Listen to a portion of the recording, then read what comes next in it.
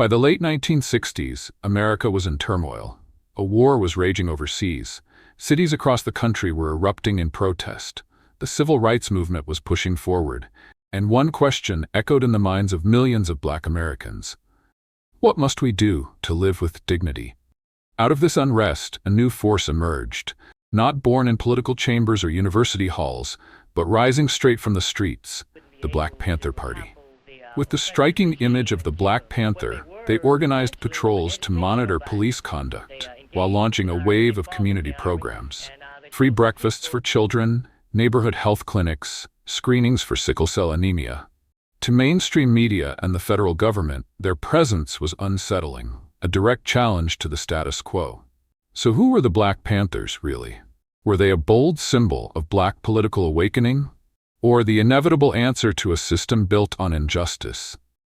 And why have they been so often left out of the official narratives of American history? Join us as we uncover the facts, the controversy, and the enduring legacy of the Black Panther Party, one of the most powerful and contested chapters in modern American history.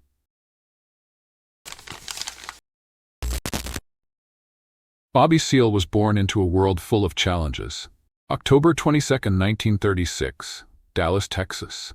He came into a family so poor it felt like poverty had carved itself into the very walls of their home.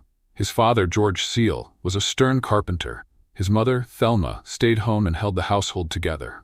Life was unstable, tense, and inside that small home, love and pressure coexisted in a way that could suffocate you. When Bobby was 8, the family packed up and left Texas, chasing a better future in Oakland, California.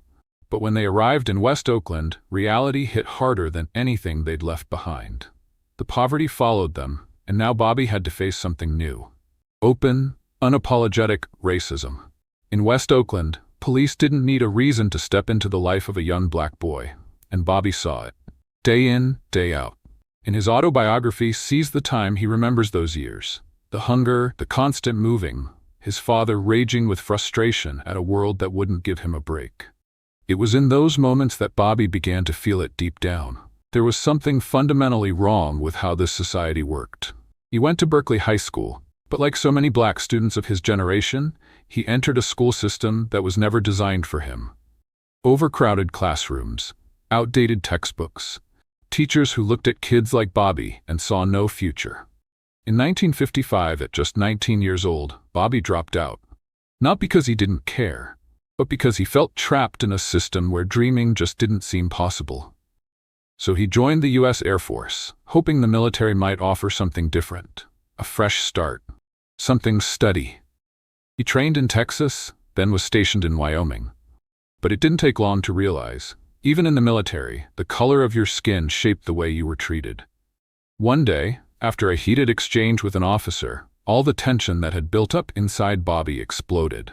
He stood up for himself, fought back, and in 1958, the Air Force discharged him. When Bobby returned to Oakland, he wasn't the same boy who had left. He was a man now, carrying scars, stories, and a clearer view of the injustice that shaped his world. He worked whatever jobs he could find, just to make ends meet.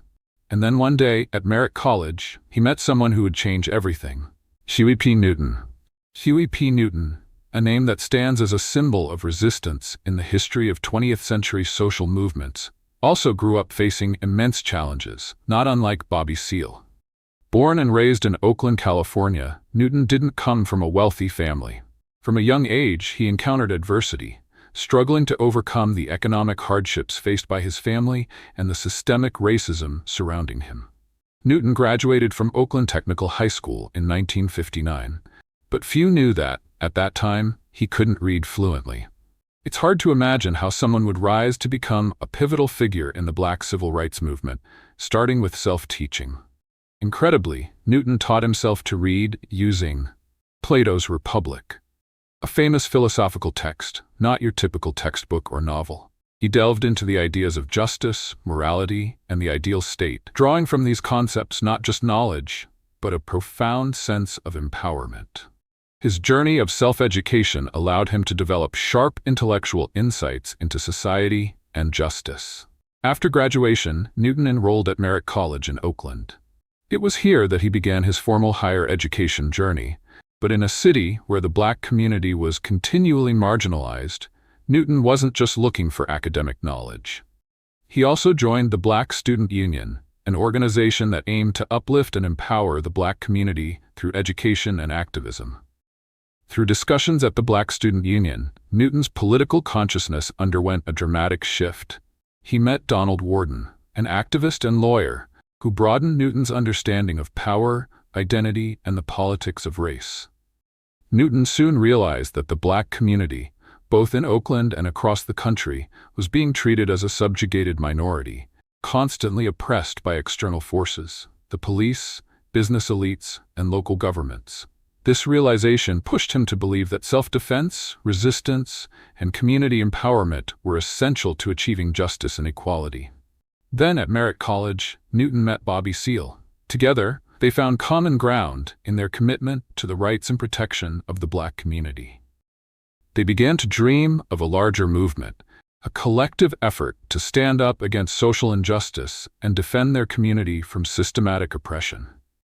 On October 15, 1966, the Black Panther Party was founded. It was an organization born out of necessity, not only to protect black individuals from police brutality and violence, but to advocate for the social, economic, and political rights of the black community. October 15, 1966, Oakland, California. Two young students, Huey P. Newton and Bobby Seale, stood up and changed American history. They weren't waiting to be rescued. They weren't asking to be respected. They built something of their own, a political movement born from urgency, dignity, and courage. In a time when being black still meant being treated as less than, Huey and Bobby created something bold, the Black Panther Party for Self-Defense. A name that said it all: we will not bow our heads anymore. Across cities like Detroit, Chicago, and Oakland, more and more African Americans were losing faith in peaceful promises. Speeches couldn't stop nightsticks. Marches couldn't prevent injustice. The police weren't afraid of words. They only responded to organization, to action, to people who knew the law and knew how to use it. Huey and Bobby understood this, so they chose a new direction, a community that stands up for itself, a movement that defines its own future. Inspired by Malcolm X and the rising Black Power movement, they made one thing clear: we don't seek conflict, but we won't back down when dignity is on the line. And they began with one powerful idea: presence. They formed community patrols, walking the streets, observing interactions, documenting abuse, armed with legal knowledge and the courage to show up. They didn't hide. They didn't break laws. They simply said, we know our rights, and we will not be silent. But the more visible they became, the more resistance they faced. In 1968, Bobby Hutton, just 17 years old, lost his life during a confrontation with law enforcement. In 1969, Fred Hampton, a brilliant young leader in Chicago, was killed during a raid as he slept. They became symbols of sacrifice and reminders that standing up can come at a cost. Still, the Panthers were never just about confrontation. They built a blueprint for justice, for self-determination, for care. On May 15, 1967, they unveiled the 10-point program, a clear, powerful list of demands that spoke for entire communities: freedom, jobs with living wages, decent housing, an honest education, health care for everyone, an end to brutality and unjust surveillance, no more wars that hurt poor communities, freedom for political prisoners, fair trials by juries that reflect the people, and finally, land, bread, housing, education, clothing, justice, peace. It wasn't radical, it was human, it was necessary, and it was long overdue. Sounds like something everyone should have, right? But in 1966, for millions of Black Americans, those words were still just a dream. When people hear Black Panther Party, what comes to mind? Guns? Leather jackets? Standoffs with police? Sure, that image exists. But what most people don't know is this: behind that fierce exterior was something much deeper, a radical kind of love. They weren't just fighting oppression, they were fighting to feed children. In 1969, in the heart of Oakland, they launched something quietly revolutionary: the Free Breakfast for Children program. It sounds simple, a breakfast. But for tens of thousands of Black kids, it was the difference between showing up to school hungry and having the strength to learn. It began in a church basement. By 1971, it was in over 36 cities, feeding more than 20,000 children every single day. That local community-led program, it pressured the U.S. government to launch the National School Breakfast Program in 1975. Yes, millions of kids today eat breakfast at school because of the Panthers. A group once labeled by the FBI as a domestic threat became the spark for a program that changed lives across the nation. But they didn't stop with breakfast. The Black Panther Party went on to open more than 13 free health clinics across the country. They offered sickle cell anemia testing, basic medical care, health education, services in neighborhoods where hospitals refused to go.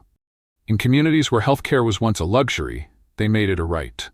Because they saw something simple yet powerful. Black people didn't just deserve to survive.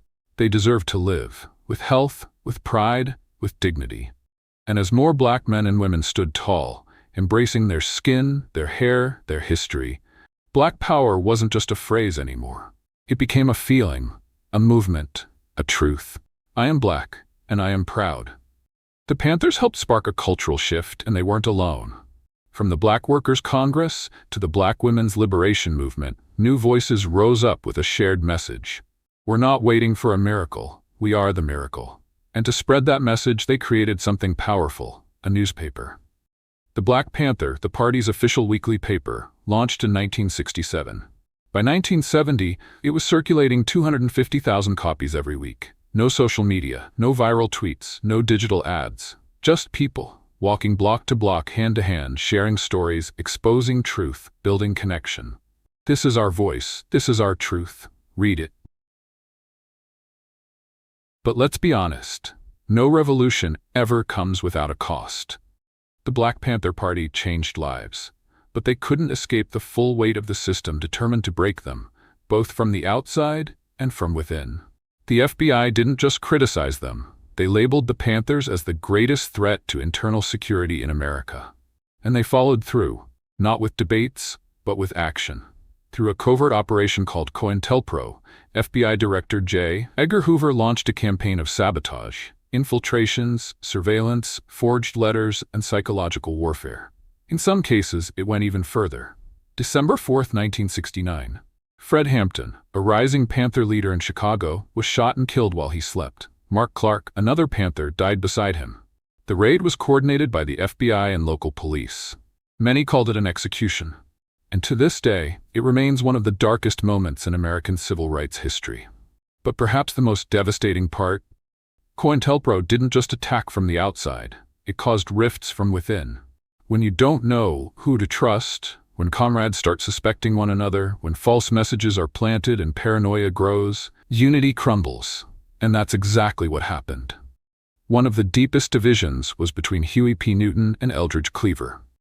Huey wanted to focus on education and community programs. Cleaver believed in a more militant path. Two leaders, two visions, that couldn't walk the same road. Tensions boiled over. 4 members lost their lives. Hundreds more walked away. And then came the stains that couldn't be erased. Like the death of Alex Rackley, a young Panther accused of being an informant. He was tortured and killed, not by police, but by his own. It was a moment of deep shame that gave critics ammunition for years. The public began to turn away. As the civil rights movement moved into politics, as a new Black middle class emerged, images of leather jackets and raised fists no longer looked like power. They looked like danger. Panther leaders were arrested, exiled. Huey Newton landed in prison. Eldridge Cleaver fled to Algeria. Legal battles drained their funds. Government pressure drained their energy. The dream was still alive, but the movement was bleeding. From a peak of 5,000 members in 1969, the party shrank to just 27 members by 1980. And in 1982, the Black Panther Party officially disbanded. But the story didn't end there, because their legacy came roaring back after another death. Trayvon Martin. And in 2013, 3 Black women, Alicia Garza, Patrisse Cullors, and Opal Tometi, put out a message that would shake the country again. Black Lives Matter. Now let's be clear, BLM is not a copy of the Panthers, but you can feel the lineage, the defiance, the organizing, the deep, unshakable love for Black people. During the COVID-19 pandemic, BLM chapters handed out groceries, masks, and medical care, just like the Panthers did half a century before. But there are key differences. The Panthers were openly armed. BLM chooses nonviolence. The Panthers focused on race and class. BLM centers race, gender, LGBTQ+ rights, and intersectional justice. So here's the question. Are these two movements chasing the same mission, or just echoing the same pain? Wherever you stand, one truth remains. Both movements gave voice to the unheard, and they forced a nation to listen.